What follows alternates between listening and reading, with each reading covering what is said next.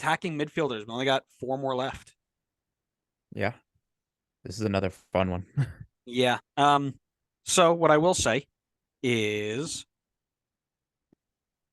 we are going to be a part of something. It might be out by the time you listen to this.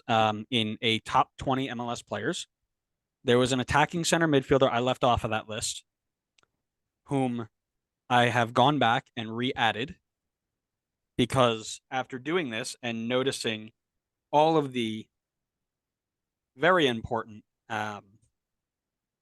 statistical categories that I have missed, he is a very good player. And I thought I left him off because I was being big brained and I was just being dumb.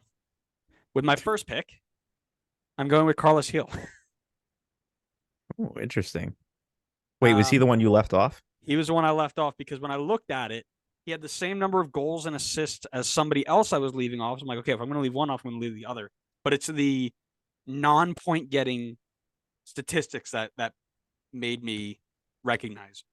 He drew the second most amount of fouls, completed the second most dribbles, scored the fifth most goals out of 10, fourth least dispossessed, most key passes, most assists, and second best passing percentage.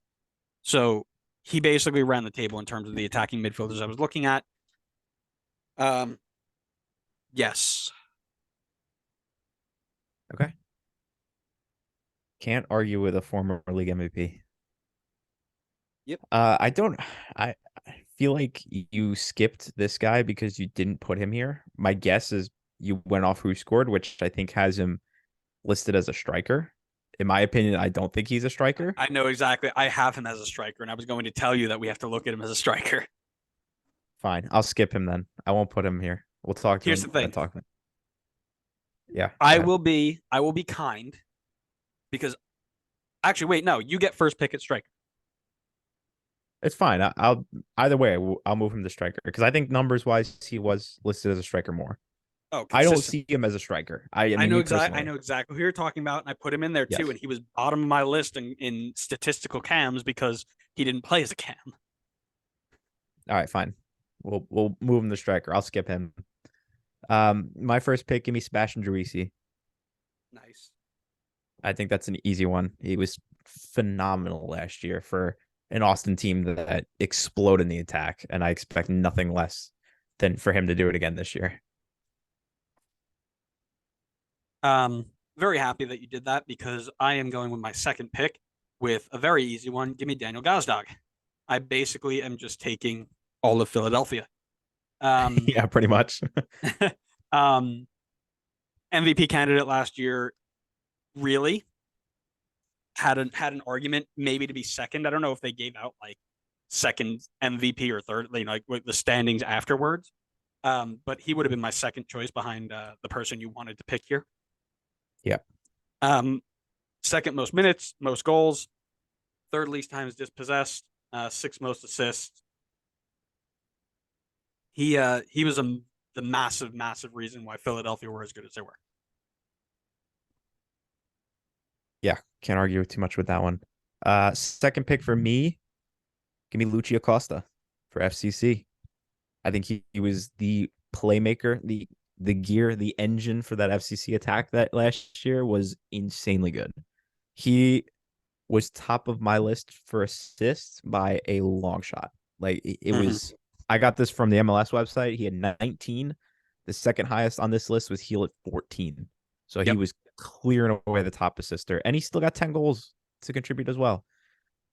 Ratings wise was a little bit lower than I thought he was going to be, but I mean, you really can't argue too much with Lucci when Lucci's putting up numbers like that, especially in 30 games as well. So happy to take him at two. No disagreement there. At three, give me Lucas Ilarion. Um, yeah, that's an easy one. Third most goals, third most completed dribbles, second most key passes, and fifth best passing percentage. I mean, again, when you look at a Columbus team that didn't make it in, it was not at the fault of Lucas Elrayon. It was at the fault of everybody else. And him and Yep. Cucho are going to be dirty. Yeah. Third pick for me. I mean, high level statistics. He was like almost a clone of Zelarayan. Give me Emmanuel Reynoso. Thank God, I He really didn't want to pick him. he's fantastic. I mean, ratings wise, he was fourth highest, very high rating, 7.54. And he had 10 goals and 11 assists last season, which is only one assist off of his all around. So he's a fantastic player, whether you like to admit it or not. And my 4 pick, give me Nico Ladero. Okay. I know Seattle didn't have the best year last year. But in his time compared to all the other attacking midfielders, he drew the most fouls, had the 5th least amount of time dispossessed, the 4th most assists, and the best passing percentage. Um, they bounce back this year. They don't have to worry about Champions League. They don't have to worry about doing it again. They can just focus on the league. They can get a full preseason without having to jump in and worry about rotating and getting into the swing of things. I mean, you saw it with Toronto after 2017. You saw it with them after Champions League. It takes a toll on teams, and some teams can't bounce out of that, and that's totally fine because they got the silverware they needed and the silverware that matters. So I think he bounces back and has a great year. Okay. Yeah, he's on my top 10 list, so I can't argue too much with that one. Someone I don't think is on yours because it's too small of a sample size. I will take Ricky Puig with my 4th pick. Nice Very, pick. very Yeah, small, that's a good one. very small sample size from last season, only 10 games, but he was so good in those Yeah, 10 that's a games. good one.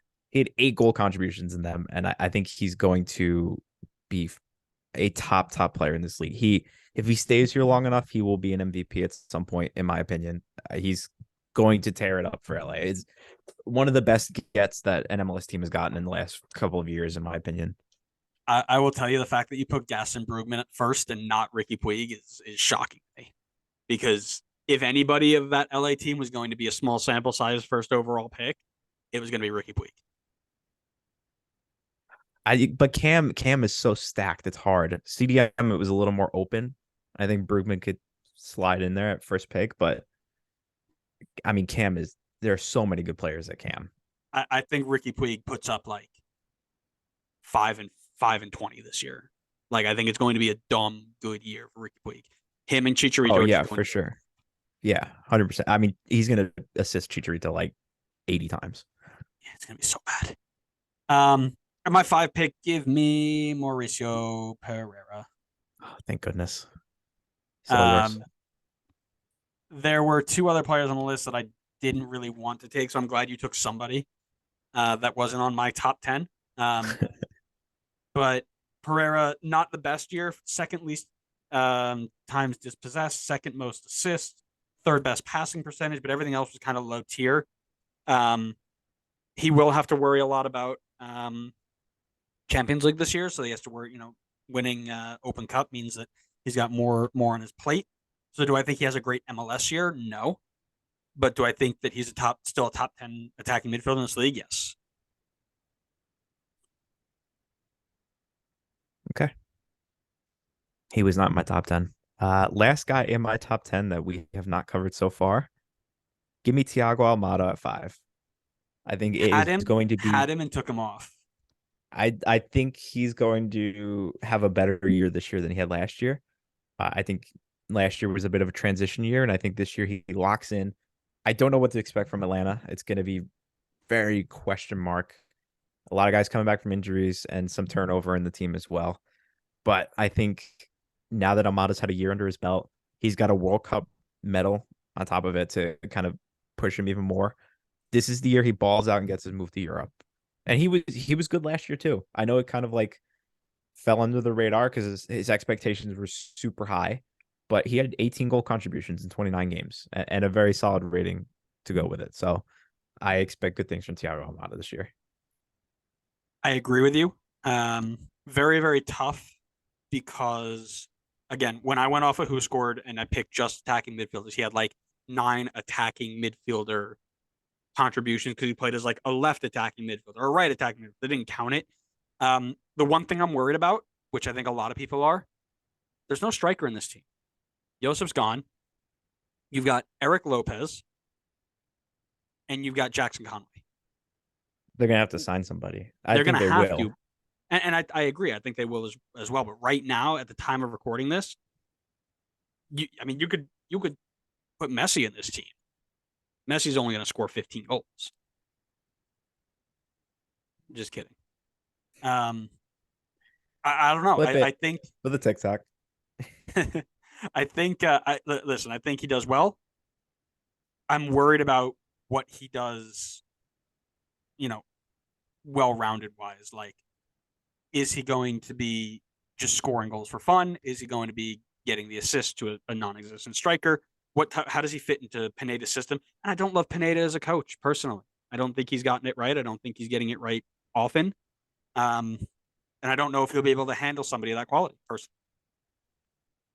I don't necessarily disagree with you. I think Almada is just too good of a player, though. I think he, no matter what, I think he finds a way to at least be a top 10, in my opinion. Cam.